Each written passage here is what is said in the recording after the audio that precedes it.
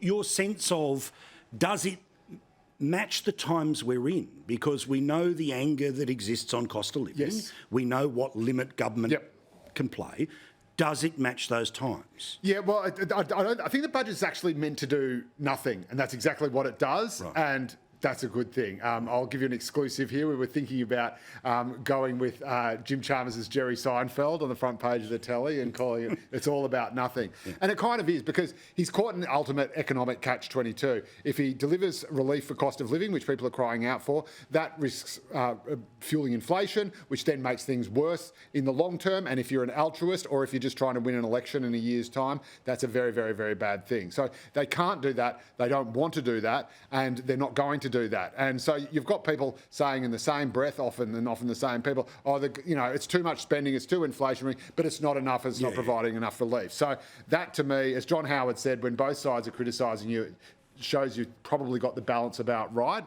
I think the budget is pretty much a holding pattern just to keep things as they are, and just to hope that all those settings that are already in place flow through. Michael is absolutely correct. There is no way on earth the government is going to go to an election before rates start coming down, or before inflation, which is mid next year. Before inflation gets to, that's right, to about that 3% or below. The other interesting thing, of course, is this discrepancy between the Treasury forecast for inflation and the RBA forecast for inflation. Now, an important thing here, people are saying, well, Treasury's just making it up, Treasury's heroic. The justification has been, well, the RBA doesn't know what's in the budget. Well, everyone knows now. But this means that Treasury thinks that, far from being inflationary, this budget is actually going to be counter-inflationary, that's actually going to bring inflation down more than if things were basically kept at the status quo. So I think that's an interesting thing as well. But it's like the Hippocratic Oath. First, do no harm. This is a budget that just, whatever it does not want to make things worse. Yeah, but Michael, just the devil's advocate on all of this, right? Which is the do no harm principle, but also if you don't make anyone happy, if your standing has changed since the last time you asked for the job, then the number of directors that are going to sit around and vote for you falls. And this is a government that doesn't have that huge backbench to be able to go to an election in a diminished position.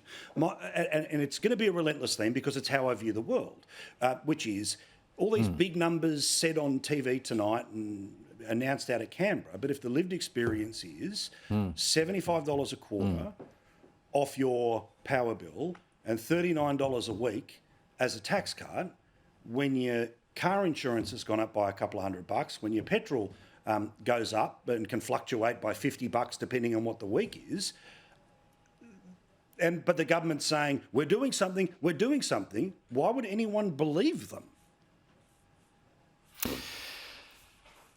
Mate, Gough Whitlam once said of the Fraser government, it's a government that can't arise above its origins, meaning it got into government, illicitly. Albo can't arise above the origins of his government, which were deeply rooted in those 1,000 or more quotes we've seen of Albo, of Chalmers, the whole Wong, the whole lot of them saying there's a cost of living crisis created by Scott Morrison, right? They kept using that phrase, cost of living crisis. I don't know, mate, I heard it 5 times a day, right? That was the talking point for months and months and months. What did that do? It created the expectation in the minds of the electorate, it's this Scott Morrison, he's terrible. He's created this incredible crisis that Albo will be able to solve because he's got a plan to solve it. Now, the electorate will not be taken for mugs, right? They'll always work you out, as our friend Richo says. What they've worked out is this, that Albanese never had a plan. This was bull dust. Yeah. This was politics. How are we going to undermine Morrison? The polling would have said, hey, people are a bit worried about cost of living. Blame it all on Morrison.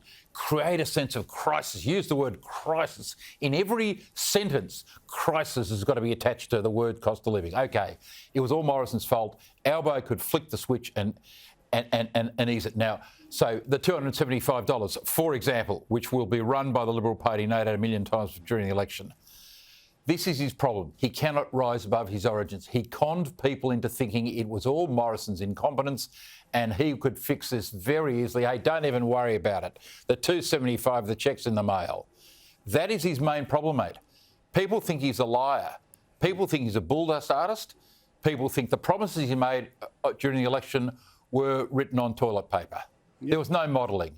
Where's the modelling for $275? On and on and on.